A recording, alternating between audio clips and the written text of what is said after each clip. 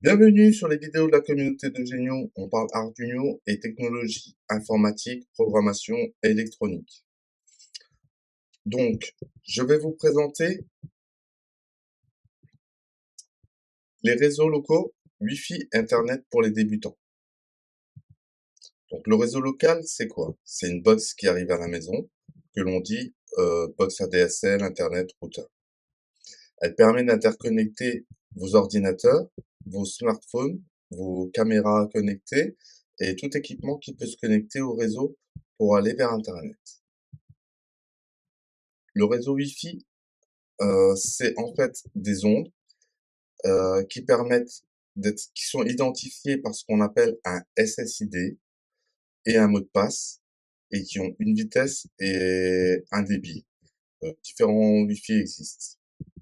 Au niveau de la carte Ethernet, alors lui, on va le choisir essentiellement sur ses propriétés. C'est un câble qui vient se brancher en physique sur votre carte réseau et on va le choisir sur ses caractéristiques de vitesse, le type et des éléments comme ça.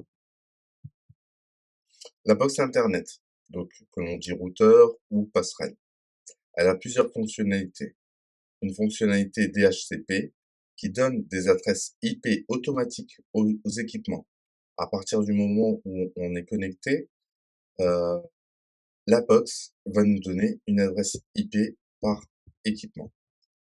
Donc le SSID définit le nom de la connexion Wi-Fi et elle a un mot de passe. Donc c'est moins sécurisé que l'Ethernet, mais de plus en plus de monde utilise ce système de connexion. Qu'est-ce qu'une adresse IP? C'est une adresse qui va définir un seul équipement dans votre réseau local. Elle est composée de 4 éléments.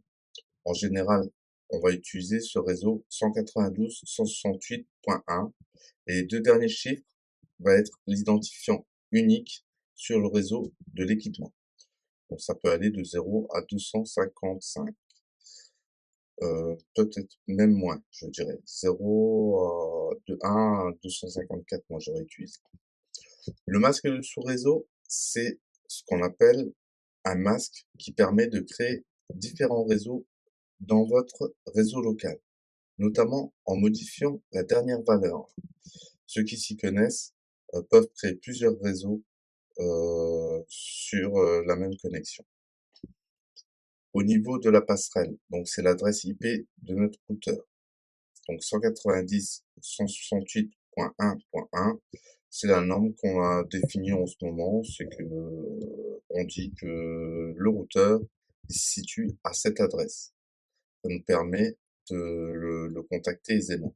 On peut voir aussi 192.168.1.0, mais maintenant je vois plus souvent cette adresse-là. L'adresse MAC. Alors, c'est une adresse hexadécimale qui identifie de façon unique votre carte réseau. À l'époque, ça nous permettait de sécuriser notre réseau, mais il faut savoir qu'à l'heure d'aujourd'hui, on peut usurper une adresse MAC. Voilà pour ce que je souhaitais vous montrer au niveau de la théorie. Passons à la pratique. Donc ici, je vais vous présenter quelques lignes de commande pour pouvoir consulter l'adresse IP de votre carte sur votre machine. Donc IP config et entrée. Alors là, je suis connecté en Wi-Fi. Donc mon adresse IP est l'adresse IPv4 c'est 192.168.1.61. Le masque de sous-réseau, c'est 255.255.255.0 et l'adresse IP de la passerelle, elle est là, 192.168.1.1. Donc vous avez la possibilité de faire IP config/all pour aussi définir l'adresse IP physique de votre carte réseau. Vous aurez l'adresse MAC que je vous ai citée dans la vidéo un peu plus tôt. Je ne vais pas le faire pour le moment. Donc ensuite, maintenant ce qui est intéressant, c'est de pouvoir savoir, est-ce que je peux aller sur internet? Donc je tape ping google.fr, hop, donc j'ai un temps de 10 millisecondes à peu près pour contacter internet, pour contacter Google.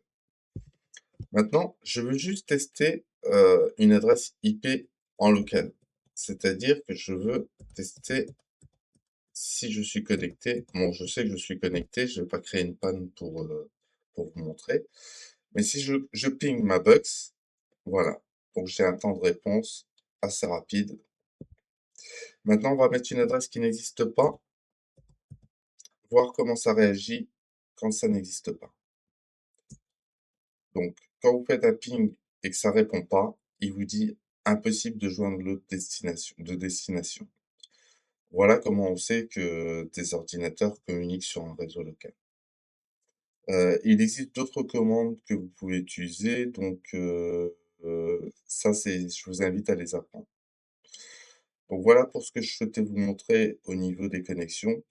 Ça va vous être utile pour savoir si votre ordinateur est bien connecté, si c'est un problème d'internet, si c'est un problème, de réseau local. Je vous souhaite de vous amuser pleinement avec la platine Arduino et je vous dis à bientôt sur de nouvelles vidéos. Partagez, commentez, likez, ça fait toujours plaisir.